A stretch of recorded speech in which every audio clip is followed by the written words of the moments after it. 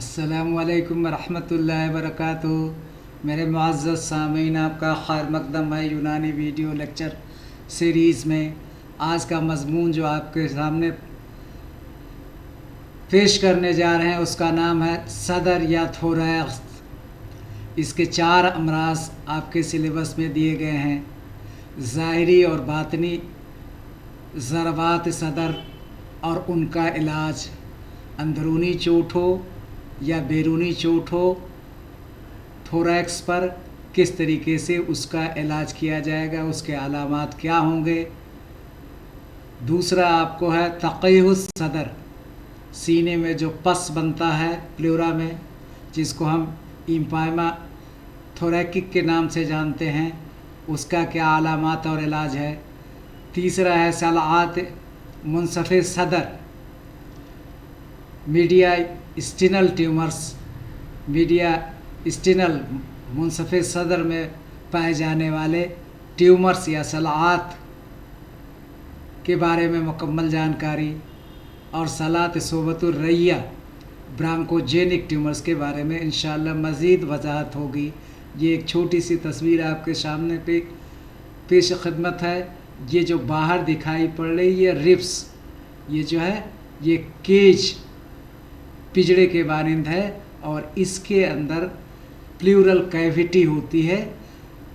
इसकी मज़ीद आगे हम जानकारी लेंगे। ये थोरैक्स की बाउंड्रीज़ क्या होती हैं। एंटीरियर स्टर्नम, ये आपके फ्रंट में होता है। फिर उसके बाद पोस्टीरियर, फिर उसके बाद लैटेरल, सुपीरियर एंड ब्लड वेसल्स। ये तमाम तरीक़े के आज़ा इस थोरैक्स को चारों तरफ से जो है घेरे रहते हैं। इतना महफूज कुदरत ने इस पिजड़े को बनाया है कि यूँ तो किसी भी ज़रब का कोई ख़दशा नहीं होता।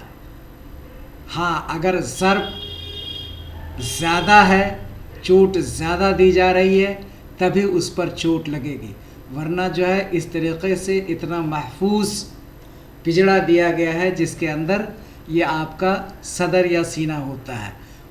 सामने से जो है ये स्टर्नम, जिसे हम ब्रेस्ट बोन कहते हैं, सामने जो पूरी बोन्स दिखाई पड़ती है, ये आपके सामने ये पूरा का पूरा जो है तहफ़्फ़ुज़ करता है।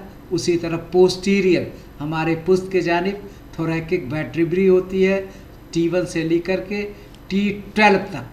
थोरैकिक vertebrae, T1 stands for thoracic vertebrae and T12 stands for thoracic vertebrae number 12। ये पीछे से पूरी हिफाजत करती हैं। लैटेरल साइड से 12 पेयर्स ऑफ रिब, 12 जोड़ी जो है, 12 दाहिने तरफ, 12 बाएं तरफ, और इंटरकोस्टल मसल्स भी, उजलात भी होती हैं। ऊपर से thoracic inlet, opening of trachea, oesophagus, blood vessel, nerves, ये सारी चीज़ इसके अंदर बंद रहती है। नीचे से जो है डायाफ्राम, मजबूत डायाफ्राम, नीचे जो है एब्डोमिनल कैविटी होती है, बीच में डायाफ्राम होता है, और ऊपर जो है आपके थोरैकिक कैविटी होती है। तो ये थोरैकिक कैविटी को महफूज रखने के लिए कुदरत ने जो कुदरती हैयत, जिस्मानी हैयत दी है, वो बहुत ही काबिल तारीफ़ है। पहला एंटीरियर स्टर्नम, जिसे ब्रेस्ट बोन कहते हैं, ये कार्टिलेज की बनी होती है। पोस्टीरियर पीछे से वर्टिब्री होती है, T1 to 12, T12, T1 stand for thoracic vertebrae number 1 to thoracic vertebrae number 12। 12 जो है ये वर्टिब्रीज होती है। लैटेरल साइड से, चाहे दाहिने साइड है, बाएं साइड से भी हिफाजत है। 12 पेयर्स ऑफ रिब्स, 12 जोड़ी ये रिब्स होती हैं, छोटी बड़ी मिला करके। दाहिने साइड में 12, 12 से बाएं साइड में। तो ये जो है 12 पेयर्स है। नीचे जो है आपका सुपीरियर टॉप जो है, ऊपर से trachea, oesophagus, blood vessels, nerves, सारी चीज़ें ऊपर, जो एओर्टा आपको दिखाई पड़ता है, कल्ब, ये सारी चीज़ें जो है अंदर इनक्लोज होती हैं, और नीचे से डायफ्राम से। तो बहुत ही महफूज पिजड़े के अंदर इस मुनसफ़े सदर का क़याम रखा गया है। ये वाक़ई है, चारों तरफ से इसकी हिफाजत होती है। इसलिए थोड़ी बड़ी चोट, जो छोटी मोटी चोट होती है, उसको ख़ुद ब खुद बर्दाश्त करने की सलाहियत होती है। हाँ, अगर चोट शदीद हो जाएगी तो उस वक्त आपको दिक्कतें और दुश्वारियाँ होंगी। उसी का इलाज आगे आने वाली स्लाइडों में हम देखेंगे। अब इसके अंदर मेन कंटेंट्स क्या होते हैं, वो तो चारों तरफ से आपको पिंजड़ा, जैसे पिंजड़े में हम बहुत सारे जानवर, तोता है या आपको जो है चिड़िया है, बर्ड्स है, आप पिंजड़े में जो है चारों तरफ से आप पिंजड़े को जो है तस्वूर कीजिए अपने जहन में, दाहिने साइड से, बाएं साइड से, ऊपर से, नीचे से और आगे से, पीछे से, जो 6 फेजेस होते हैं। जैसे आप कोई क्यूबाइडल शेप ले लीजिए, माचिस उठाइए, माचिस के 6 फेसेस होते हैं, टॉप, बॉटम, राइट, लेफ्ट और जो है आगे पीछे 6 होते हैं। जैसे ये आपका मोबाइल है, एक फेस, दूसरा फेस, तीसरा फेस, चौथा फेस, पांचवा फेस और छठा जो है ये कंप्यूटर की तरफ है। इसी तरीके से ये पिंजड़ा बना होता है और उस पिंजड़े में भी अच्छे खासी जो है आपको चारों तरफ से जो है उसको घेर करके कुदरत ने रखा है, ताकि कोई चोट न लगे और चोट लगे तो बर्दाश्त करने की सलाहियत हो। अब इस पिंजड़े के अंदर जो और आज़ा हैं उनका जिक्र है। नंबर 1 लंग्स है, located on either side of mediastinum, जो बीच की हैयत होती है उसके नीचे जो है दोनों तरफ 2 फेफड़े होते हैं। कवर्ड बाय प्लूरा, इसमें प्लूरा में विसरल प्लूरा होता है और पेराइटल प्लूरा होता है और प्लूरल कैविटी होती है। विसरल प्लूरा अंदर की झिल्ली को हम विसरल कहते हैं, बैरूनी बाहर की झिल्ली को हम पेराइटल प्लूरा कहते हैं और इन दोनों को बीच में जो कैविटी होती है इसको हम प्लूरल कैविटी के नाम से जानते हैं। एक गुफा सी बन जाती है, कैविटी बन जाती है और इसी कैविटी में अगर मवाद बनता है तो उसको हम इम्फाइमा थोरैकिक के नाम से जानते हैं, जो आगे मर्ज आएगा उसमें इसका जिक्र होगा जो है। तो इसीलिए साख्त को जानना बहुत ज़रूरी है। किसी भी चीज़ की फिजियोलॉजी समझने के लिए, किसी भी मर्ज की माहियत को समझने के लिए उसके साख्त, उसके एनाटॉमी बहुत ज़रूरी है। बगैर एनाटॉमी के आप कोई भी तज़किरा मर्ज का नहीं कर सकते हैं। उसकी कैसी बनावट है, उसकी एनाटॉमी क्या है, उसके दाहिने बाएं, ऊपर नीचे, चारों तरफ किस तरीके से घिरा हुआ है, कुदरत ने इस तरीके से अनमोल तोहफा इंसान को दे रखा है। उसके बाद पहला हार्ट था, ये आपका क्या कहते हैं लंग्स थे, फिर हार्ट है, ट्रैकिया है, इसोफेगस है, ग्रेट वेसल्स है जिसमें एवोल्टा पूरे जिस्म की खून फराहम करता है, वेना केवा है, पल्मोनरी आर्टरीज़ हैं, वेंस हैं, ये सारे जो है इस मीडियास्टेनम में महफूज होती हैं। लिफ नोड्स है और नर्व्स हैं। उसके बाद मसल्स ऑफ थोरैक्स, उज़लात होती हैं ताकि ज़र्ब को कुछ हद तक बर्दाश्त कर सके। Intercostal muscles between the ribs, 2 ribs के माबैन उज़लात होती हैं। ऐसा नहीं कि 2 जो है रिब्स आपस में घिसे, उनको घिसने से बचाने के लिए कुदरत ने एक पैडिंग दे रखी है। जिस तरीके से थर्मोकोल होता है या काटन होता है, हम जब कोई भी सामान महफूज तरीके से रखना चाहते हैं तो उसके चारों तरफ एक कवरिंग बना देते हैं ताकि जो है उस पर कोई चोट ना पहुंचे। ख़ास तौर से जब सामान फ्रिज है, एक जगह से दूसरी जगह जब ट्रांसपोर्ट करते हैं तो उसके चारों तरफ लिहाफ या इस तरीके से कोई मोटा कपड़ा बांध देते हैं ताकि कोई ज़र्ब ना लगे। उसी तरीके से ये चारों तरफ से हिफाजत दी गई है और इसमें जो है इंटरकोस्टल मसल का अहम किरदार है। उसके बाद नीचे जो है डायाफ्राम, उसके बाद एक्सेसरी मसल, ये सारे जो है कुदरत ने उसको साथ दे रखी है जो है थोरैकिक। ब्लड सप्लाई का भी इंतज़ाम है, नर्व्स का भी इंतज़ाम है। Thoracic, aorta, intercostal series, veins, nerves, function, protection of vital organs. ये मनसफ सदर जो होता है ये किस चीज़ की तहफ़्फ़ुज़ करता है, ये तो ख़ुद ब खुद 6 चीज़ें हमने आपको बताई थी उससे महफूज है और जो इसके अंदर आज़ा हैं वो इसकी वजह से महफूज हैं। मसलन हार्ट है, लंग्स है, वेसल्स है, ये सारे के सारे आपका जो है आज़ो जो है इसमें महफूज रहते हैं। Respiration facilities, expansion, construction of lung, conductions, passage way for air, blood, food, ये सारे का मुकम्मल इंतज़ाम जो है, चाहे हयातियाती अमल हो या कोई अज़ू हो, उनके हिफाजत और हयाताती अमल, बायोलॉजिकल एक्टिविटी को जारी रखने के लिए पूरा कुदरत ने निज़ाम दे रखा है। अब उसके बाद आगे हम देखते हैं। देखिए ये आपको यहाँ पर हल्का सा जो है इस कलर में दिखाया गया है, ये आपका प्लूरल कैविटी है और इसी के अंदर फेफड़ा है, कल्ब है, सारी चीज़ें यहाँ पर। ये ट्रैकिया आपको है ज़ाहिरी। अब ये एक्सटर्नल है, इंटरनल इंजरी जो आपका मजमून है उस पर ख़ास तवज्जो की आपको ज़रूरत है। इसको बराए करम आप इस पर ख़ास तवज्जो दें। ज़ाहिरी ज़रबात सदर वह होती हैं जो बाहर से किसी सख्त चीज़ के टकराने या गिरने से वाक़ होती हैं, जबकि बातनी ज़रबात में अंदरूनी आज़ा मसलन फेफड़ों पर पर्दा, जुनब जिसे प्लूरा कहते हैं, या दिल को नुकसान पहुंचता है। तो बाहरी ज़रबात वो हैं जो बाहर से चोट पहुंचाती हैं और बैरूनी जो अंदर से जो है, जबकि बातनी ज़रबात में अंदरूनी आज़ा मसलन ये चीज़ों को नुकसान पहुंचने का ख़दशा होता है। अलामात क्या है?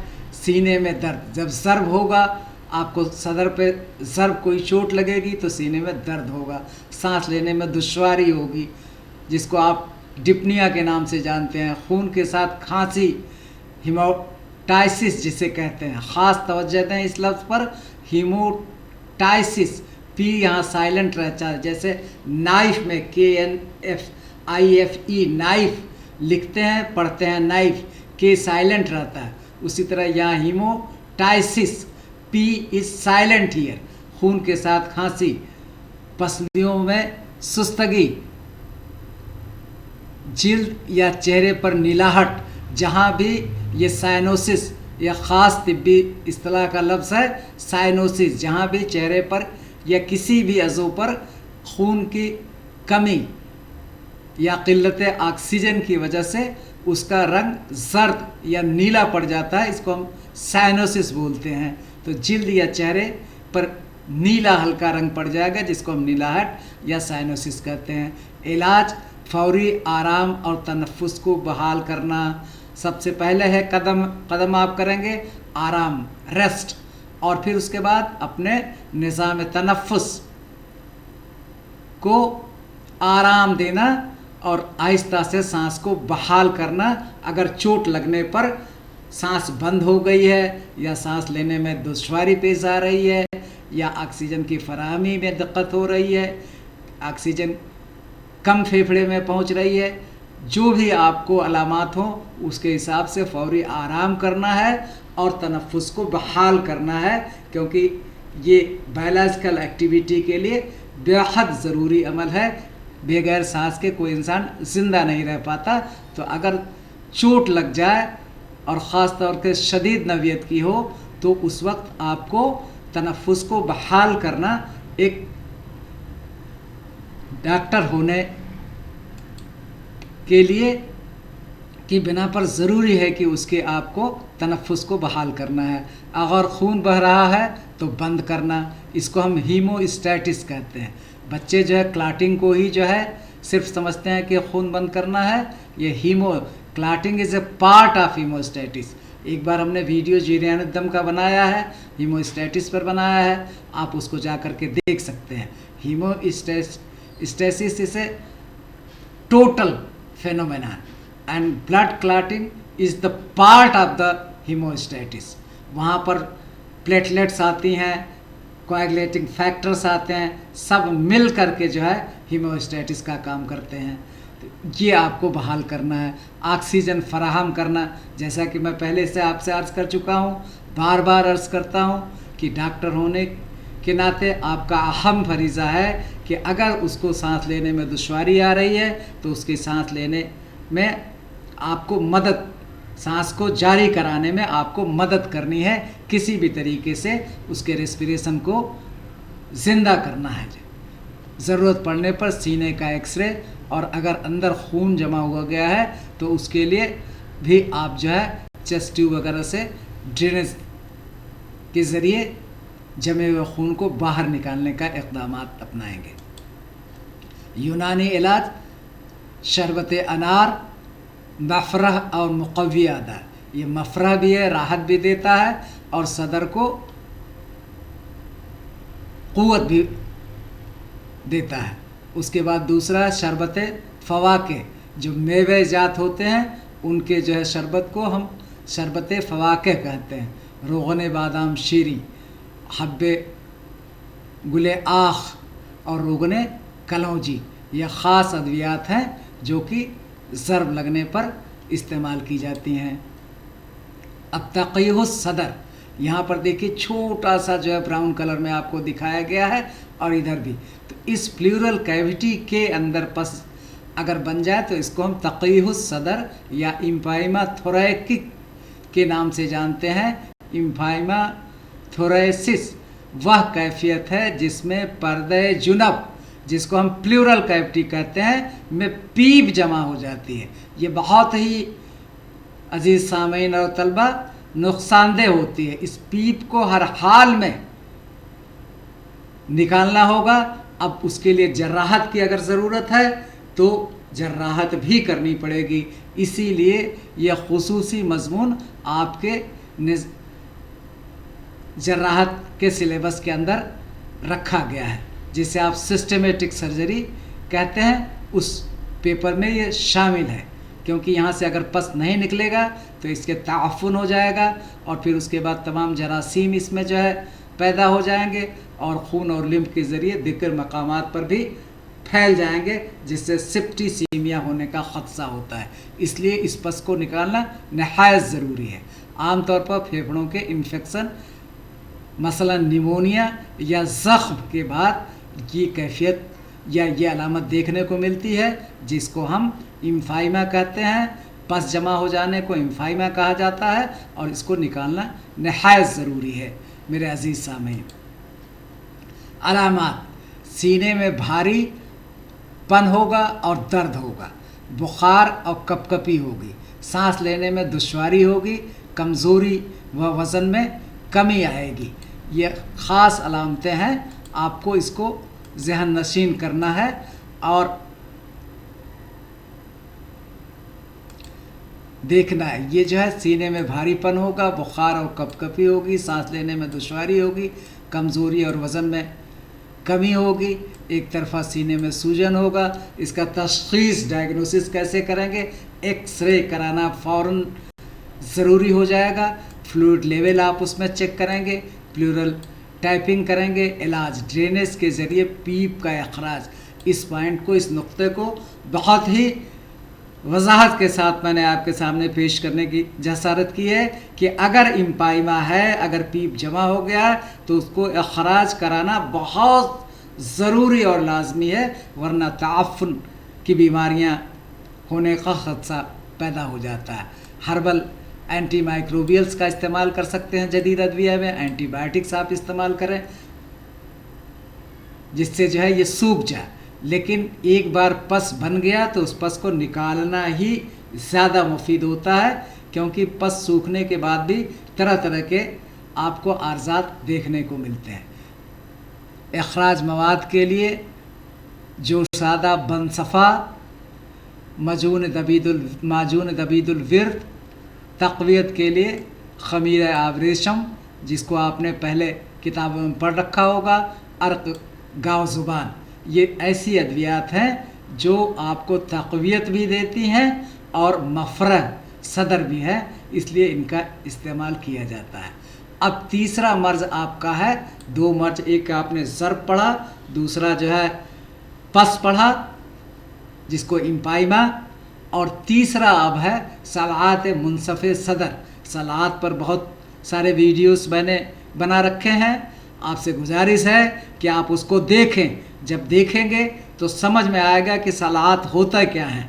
सलात को मैंने बहुत ही मुख्तसर अल्फाज में कहा है कि किसी भी खलियात का गैर ज़रूरी नशोनुमा, और ऐसा नशोनुमा कि वो मरती भी नहीं। खलियात की एक लाइफ साइकिल होती है और उस ख़ास वक्फे के बाद खुद ही डाई आउट हो जाती हैं। लेकिन ये खलियात जिनमें ट्यूमर हो जाता है वो खलियात मरती नहीं, बल्कि आपस में इकट्ठा होकर के एक गांठ या गिल्टी बना लेती हैं। और ये दो तरीके की होती हैं। मैग्लिनेंट जो बहुत तेज़ी से एक मकाम से जहाँ बनेंगी अपने करीबी बाफ्तों को तबाह करेंगी और खून और लिम्फ के ज़रिए दीगर जो है आज़ा के खुद खलियात तक पहुँच जाती हैं और वहाँ जा कर के शर्कस अपना रोल अदा करती हैं, वहाँ के बाफ्तों को बर्बाद करती हैं। तो यहाँ पर भी जो है अब जो है देखिए एंटीरियर मीडिया स्टीनियम में आपका बन सकता है, उसके बाद मिडिल मीडिया स्टीनियम में बन सकता है, और या फिर आपको पोस्टीरियर कहीं भी ये जो है आपको सलाहत बनने का इम्कान होता है। यानी अगर किसी भी खलियात में ट्यूमर का ज़रा सा भी अंसुर हो जाएगा तो ये धीरे धीरे आहिस्ता आहिस्ता बढ़ता रहेगा। इसलिए इसको जर्राहत के ज़रिए निकालना ज़रूरी है और इसकी तशख़ीस बायोप्सी वगैरह से की जाती है। तारीफ़: मीडिया स्टीनल ट्यूमर्स सीने के दरमियानी मीडिया स्टीनम में वाक़ रसौलियाँ हैं जो थाइमस ग्लैंड, लिम्फ नोड्स या नर्व से पैदा होती हैं। मेरे मुअज़्ज़ज़ सामीन, बराए करम जो इस बात के ख्वाहिशमंद हैं कि मज़मून बेहतर तरीके से हम पढ़ें, अच्छे नंबर लाए जाएं, तो उनको इन छोटे छोटे इस्तिलाहात और तारीफ़ को बहुत ही जहन को मरकूज़ करके जो है तवज्जो के साथ इसको पढ़ना पड़ेगा। तारीफ़ चूँकि हमने पहले भी बता चुके हैं कई बार कि ये ट्यूमर्स जहाँ पर बनते हैं उसी के नाम से जाने जाते हैं। चूँकि ये ट्यूमर्स मीडिया स्टीनल में बन रहा है इसलिए इसका नाम मीडिया स्टीनल ट्यूमर्स रखा गया है। और ये क्या है? थाइमस ग्लैंड्स, लिम्फ नोड और नर्व से पैदा हो सकता है। अलामात क्या है? सीने में तेज़ दबाव या भारीपन महसूस होगा, खांसी और सांस लेने में दुश्वारी होगी, आवाज़ में भारीपन होगा, सुपीरियर और इन्फीरियर वेवरना के में ऑब्स्ट्रक्शन होगा, सुद्दा बनने का इम्कान होगा, खून के गर्दिश में रुकावट पैदा होने का इम्कान होगा। इसलिए इसको बायोप्सी से ये इंश्योर्ड किया जाना है कि ये ट्यूमर है या नहीं है। अगर ट्यूमर है तो फ़ौरन से पेशतर आपको जर्राहत के ज़रिए इसको निकालना ज़रूरी हो जाएगा।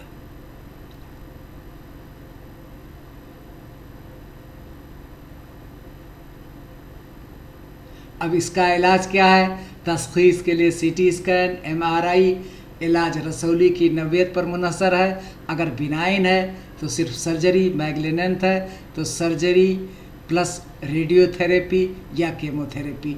इसमें से ज़रूरत है तो सर्जरी, या आपको सहूलत उपलब्ध है अवेलेबल तो रेडियोथेरेपी या केमियोथेरेपी। इसमें से किसी एक का इंतखाब ये आप पर मुनहसर करता है। डॉक्टर जैसा मशवरा दे, एक एक्सपर्ट जो है आंखों सर्जन, उस तरीके से आपको जो है कदम उठाना है कि सर्जरी करनी है या रेडियोथेरेपी का इस्तेमाल करना है या कीमोथेरेपी करनी है। यूनानी नुक्ते नज़र या रसौलियाँ अक्सर अखलात गलीज़ा के जुमूद से पैदा हो जाती हैं। अखलात गलीज़ा जो है एक जगह इकट्ठे हो जाते हैं, इससे जो है ये पैदा होती हैं। इलाज में तदलील, रिजॉल्वेंट जिससे हल हो जाए, और इवैक्यूएशन, तनक़िया, बाहर अखराज करने को, अखलास गलीज़ा को बाहर निकालने को पाक करना, या तनक़िया लफ्ज़ जो है तिब्बी इस्तिलाह में इस्तेमाल किया जाता है। पाकीज़गी हासिल करने को तनक़िया कहते हैं। और तिब्बी इस्तिलाह में पाकी से मुराद है कि जो खलीस अखलात हैं, जो जिनका अदम तवाज़ुन हो चुका है, इम्बैलेंस हो चुका है, उनको फ़ौरन जो है बाहर उनका अखराज किया जाए। और दूसरी चीज़ तदलील, या ऐसी अदविया दे जाए कि वो वरम वहीं का वहीं ख़त्म हो जाए, जिसको हम रीसॉल्वेंट के या तदलील के नाम से जानते हैं। अब चौथा मर्ज आपका आ गया जिसे हम कहते हैं सलात शोबतुर्रैया। ब्रांकोजेनिक ट्यूमर्स फेफड़ों के ब्रांकियल इपीथीलियम से पैदा होती है, जिनमें ज़्यादातर कैंसर की नौइयत की होती हैं। ये bronchogenic, this term itself suggest that this tumour is occurring in bronchi. अब ब्रांकाई में आपको ब्रांकाई भी हो सकता है, ब्रांक्यूल भी हो सकता है, एल्वियोलाई भी हो सकती है, ट्रैकिया भी हो सकती है, जो हवा को दाखिल होने के रास्ते में कहीं भी हो सकती है। इसको हम ब्रांकियल ट्यूमर के नाम से या सलाहत शोबतुर्रैया के नाम से जानते हैं। और ये ब्रांकियल इपीथीलियम जो बैरूनी खलियात होती हैं उनसे पैदा होता है। असबाब तंबाकू नोशी, फ़िज़ाई आलूदगी, मुज़मिन इल्तिहाब रैया, जहरीली गैसों का असर।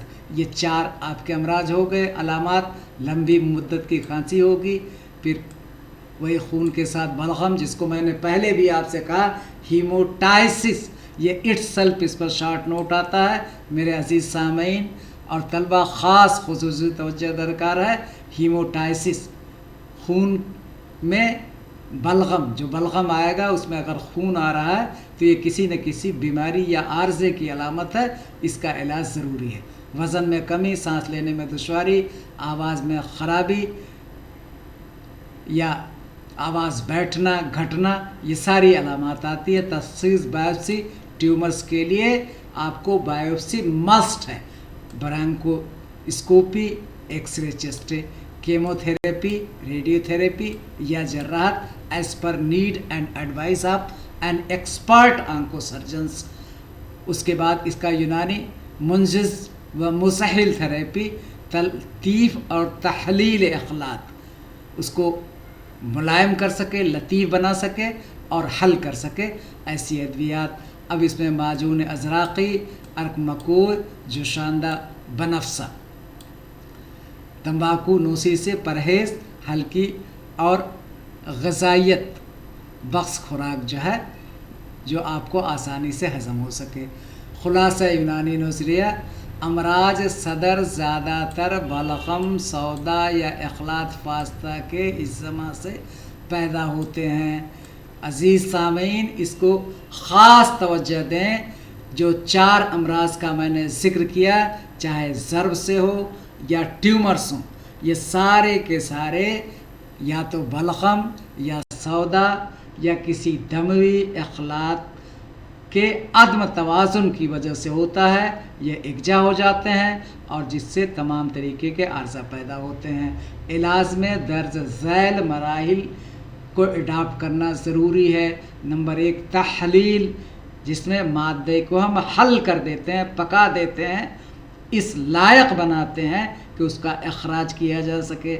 जब कहीं कोई चीज़ जिसके अंदर दाखिल हो जाती है और वो या तो सर्जरी करके आप निकालिए या फिर ऐसी अद्वियात का इस्तेमाल किया जाता है कि वो मादा घुल जाए, हल हो जाए। जैसे पानी में शक्कर हल हो जाती है, पानी में नमक हल हो जाता है, उसी तरीके से अगर बैरूनी या अंदरूनी कोई इस तरीके का वरम है या ट्यूमर है तो उसको हल करने की अद्वियात दी जाती हैं, जिसको हम तिब्बी इस्तिलाह में तहलील मादा कहते हैं।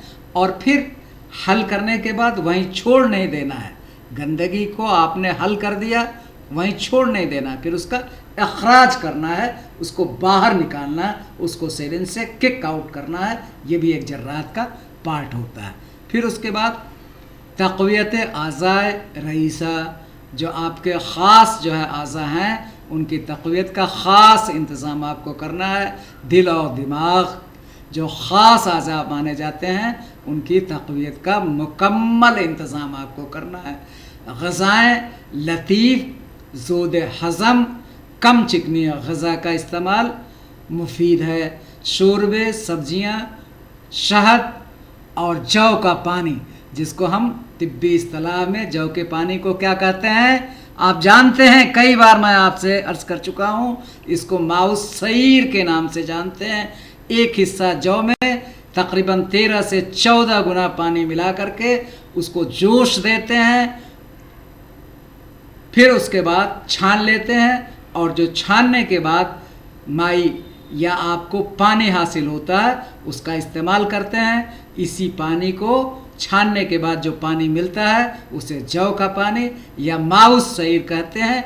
ये कई बीमारियों में, ख़ास तौर से ऐसे अफराद जो कई बीमारियों के शिकार हैं या मुज़मिन बीमारियों के शिकार हैं, लंबे वक्फे से बीमार चल रहे हैं, उनके लिए सबसे ख़ास और दोज़ हसन ग़िज़ा जौ का पानी होता है। उसी तरह से सब्जियां और शहद भी बहुत मुफीद है। हुज़ूर सल्लल्लाहु अलैहि वसल्लम ने शहद के तमाम जो है फ़ायदे अवाम के सामने, उम्मत के सामने पेश किए हैं। कितनी मुफीद अशिया का जो है इस्तेमाल करने को हमको जो है सलाह बहुत पहले से मौजूद है, किताबों में मौजूद है, लेकिन हमारी ऐसी ज़ुबान की लज़्ज़त बिगड़ चुकी है कि हम उन पर अपने जहन को नहीं दौड़ाते हैं, जबकि ये चीज़ें बहुत आम है। जितनी ही ख़ास चीज़ें हैं, यानी नफ़ा बख्श चीज़ें हैं, कुदरत ने उनको उतना ही आम कर रखा है। हवा ज़िंदगी के लिए बहुत ज़रूरी, और हवा को इतना आम किया है कि बगैर पैसा खर्च किए अल्हम्दुलिल्लाह अल्हम्दुलिल्लाह बेहतरीन हवा दस्तयाब होती है, जब तक कि हम इसको अपने करतूतों से जहर आलूद न कर दें, पोल्यूशन न पैदा कर दें, कोई ऐसी इंडस्ट्री लगा करके या कोई ऐसा कल कारखाना लगा करके जिससे तमाम जो है जहरीली मादे हम आसमान में भेज दें और हमारा फ़िज़ा जहर आलूद हो जाए।